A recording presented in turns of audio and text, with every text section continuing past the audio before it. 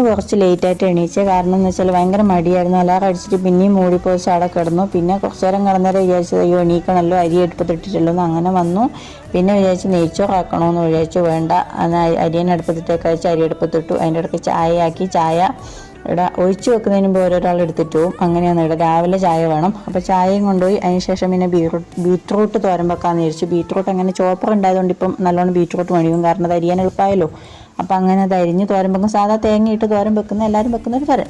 അങ്ങനെ അത് തോരൻ അടുപ്പത്തേക്കാക്കി. അപ്പത്തേന് മീൻ കിട്ടി. മീൻ എന്തോ ഒരു മീൻ എന്നാന്ന് അറിഞ്ഞൂടാ. അയല പോലത്തെ ഒരു മീൻ, പക്ഷെ അയലയല്ല. പിന്നെ അത് മുറിച്ചു. ഇനി പിന്നെ അത് അപ്പത്തേന് കഞ്ഞി ഊറ്റാനായി. അത് കഞ്ഞി അടുപ്പത്തേക്ക് വെച്ച് തിളപ്പിച്ച് ഊറ്റി. അപ്പത്തേന് മീൻ വെക്കാമെന്ന് വിചാരിച്ചു. മീൻ സാധാരണ ഞാൻ മുളക് പൊടി മാത്രം ഇട്ടാൽ മീൻ വെക്കുക, മല്ലിപ്പൊടി ഇടയില്ല. മല്ലിപ്പൊടി ഇടുമ്പോൾ എനിക്കെന്തോ ടേസ്റ്റ് ഇഷ്ടപ്പെടില്ല. അപ്പോൾ പുളിവെള്ളം ഒഴിച്ച് മീൻ അങ്ങനെ അടുപ്പത്തേക്കാക്കി. അങ്ങനെ അത് തിളച്ച സമയം കൊണ്ട് അപ്പത്തേന് ലേറ്റായി. മൂക്ക് പോവാനായി. വേറൊന്നും സമയമില്ലാണ്ടായി. അപ്പത്തേന് വേഗം അതൊന്ന് വേവിച്ചെടുത്തു. അപ്പത്തേന് പാത്രം കുറേ വടിക്കാനായി. പിന്നെ അതെല്ലാം കൂടെ വടിച്ച് മാറ്റി. അപ്പത്തേനും മോള് പോകാനായി. മോള് ചാറ്റയും പറഞ്ഞ് പോയി. കാരണം വേറൊന്നും എടുക്കാൻ പറ്റിയില്ല, ലേറ്റായി.